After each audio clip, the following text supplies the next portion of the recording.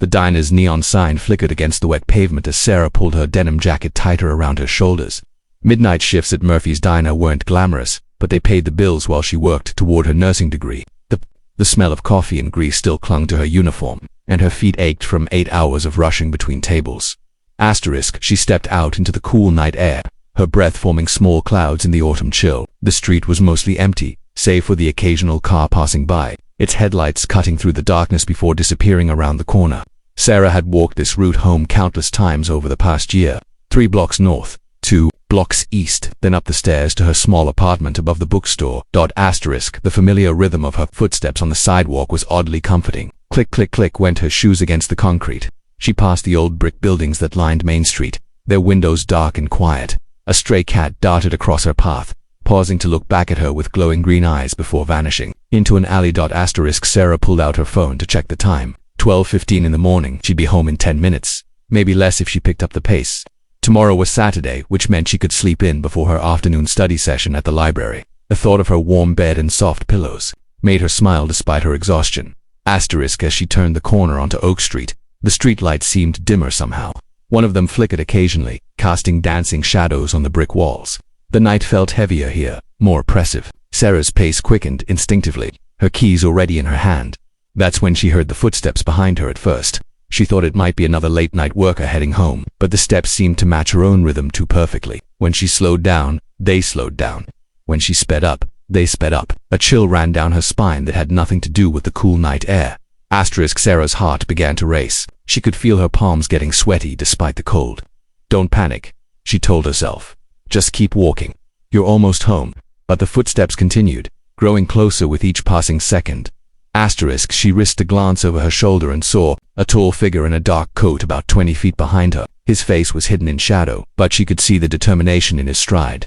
He was definitely following her. Sarah's breathing became shallow. Her mind raced through the self-defense lessons she'd taken in college. Stay calm, stay aware. Don't run unless you have to.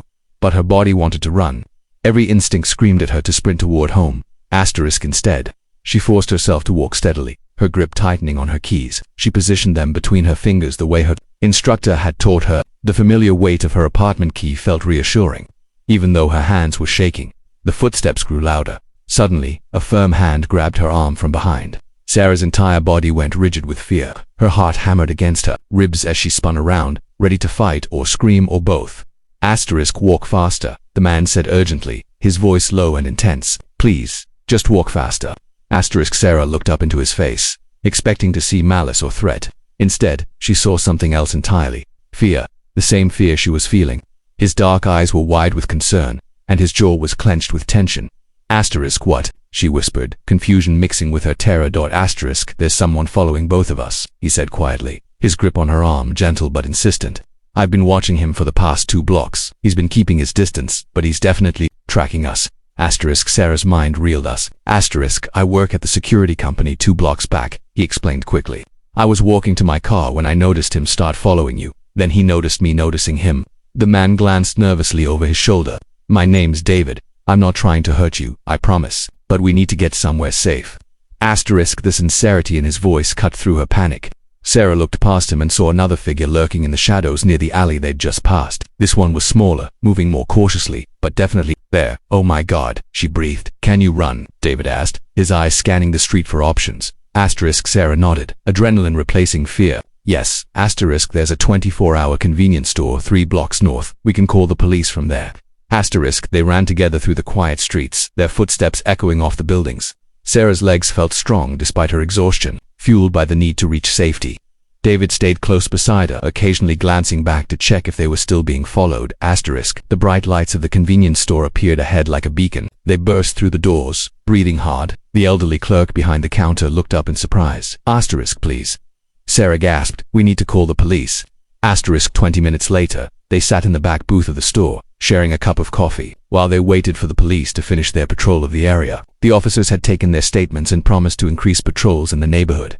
I'm sorry I scared you, David said, wrapping his hands around his coffee cup. I couldn't think of a better way to get your attention without alerting the guy behind us. Sarah studied his face in the fluorescent light. He had kind eyes and a genuine smile. You probably saved my life, she said softly. I was so focused on you that I never saw the other person. Asterisk, I'm just glad you're okay. He paused, then added, I know this is probably the worst possible timing, but would you like me to walk you home? I mean, when the police say it's safe.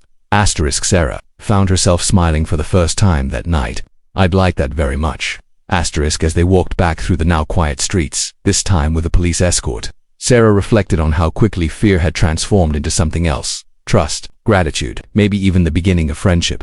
Asterisk, same time tomorrow, David asked as they reached her door. Asterisk, I'm actually off tomorrow, Sarah said, then hesitated. But there's a coffee shop downtown that serves breakfast if you're interested. Asterisk, David's smile was warm and genuine. I'd love that. Asterisk, as Sarah climbed the stairs to her apartment, she realized that sometimes the most frightening moments could lead to the most unexpected gifts. The night had started with terror but ended with hope. And sometimes, she thought as she turned her key in the lock, that's exactly how the best stories begin. Asterisk, the neon sign from Murphy's Diner was still flickering in the distance, but now it looked less lonely somehow, more like a friendly beacon in the darkness, welcoming travelers home.